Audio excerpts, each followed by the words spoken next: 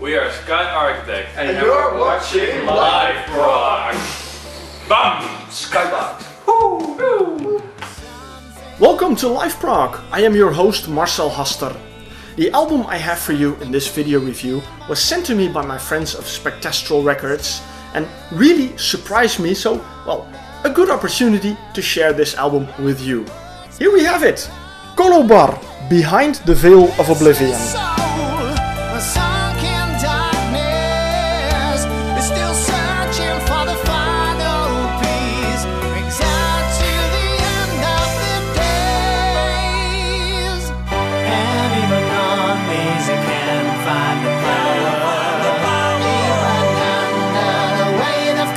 Background information on this band.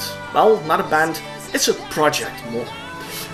Colobar hails from Bulgaria and the name was derived from an ancient Bulgarian wizard. The main man behind this project, well, I can show it to you because we have the full lineup right here. And this gentleman, Angel Angelov, is the brains, the mastermind behind this album.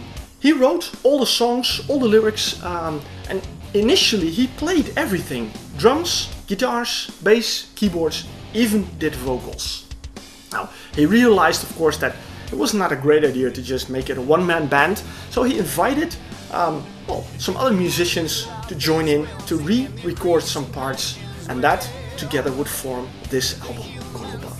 While we're talking about it, let's go throughout the lineup. Next to Mr. Angel Angelov, who still does the majority of the drums, because we also have Emil Kosturkov, also listed in doing drums. But to be honest, you know, this is all the information I have. There's no booklet, so yeah, I'm not sure which parts he did.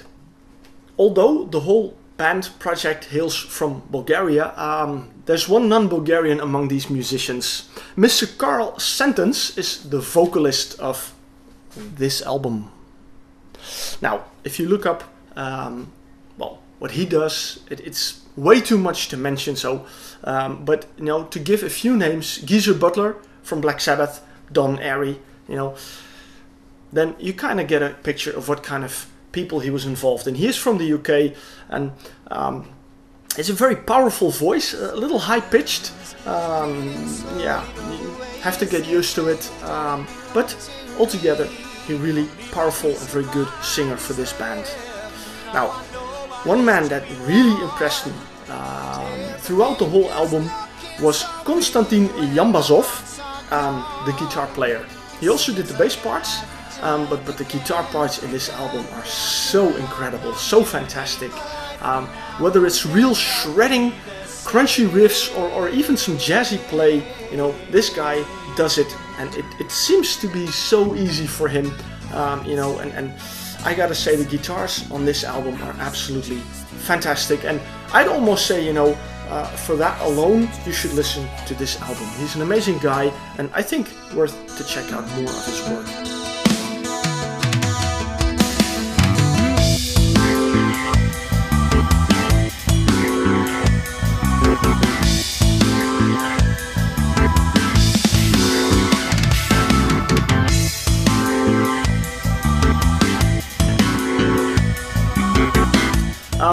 Well, then we have two names on the list left, Radoslav Todorov and Kirill Kirillov, and they both play keyboards.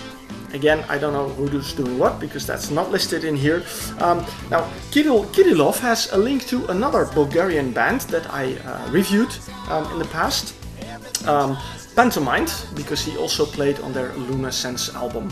So, well, things link together, and it's interesting because Spectastral Records, who sent me this album, is based in the United States, but well, the operator, owner, manager, director of that company originally also hails from Bulgaria, and he does a lot of work on putting Bulgarian bands on the map.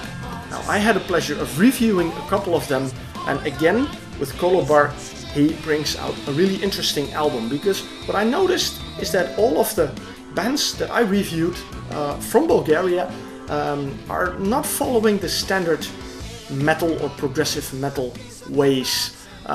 many bands are often compared to Dream Theater, which seems to be the standard in progressive metal.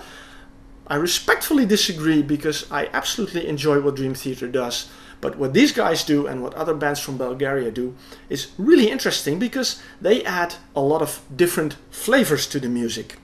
They incorporate other elements and they mix it up a little bit so you don't get the standard prog metal music. When you listen to this album, you don't know what to expect because suddenly the band can take a turn and the sound goes in a whole different direction. And that is what I like about it. The playing time of this album is very short. It has 7 tracks and it lasts about 40 minutes. Well, the vinyl playing time. The title track, Behind the Veil of Oblivion, takes up about a quarter of that time because it lasts almost 10 minutes. I gotta be honest, you know, I really enjoy the entire album, but Behind the Veil of Oblivion is my favorite track.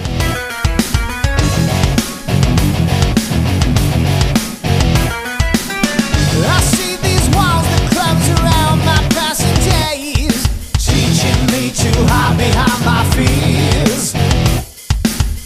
But when I beat my head against them, I can see.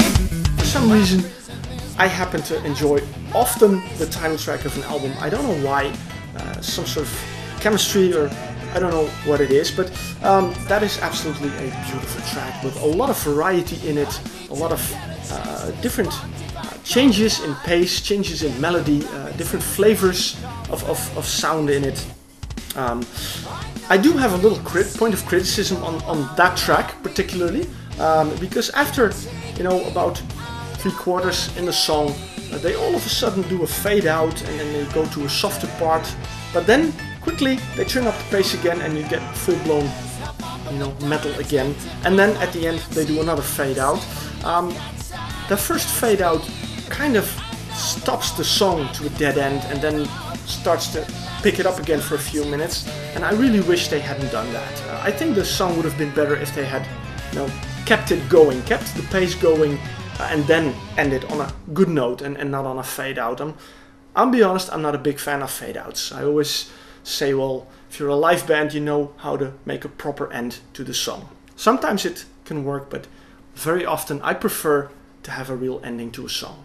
Now, despite that little point of criticism, maybe it's nitpicking, maybe, I say this is absolutely a fantastic album, and it's still my favorite song because, well, you know, the way Angel Angelov wrote the music, how it's performed, the fantastic drums in it, you know, the really heavy, but the really, well, perfectly when you hear them, the sound is just fantastic. I gotta say, this is an album that is definitely worth to be heard. I can definitely say, you know, this album is highly recommended. If you want something new, yes, it's prog metal, but it's very melodic and not as really heavy as some others. So even if you're not that kind of a metal fan, this still is an interesting album to check out. Colobar, Behind the Veil of Oblivion.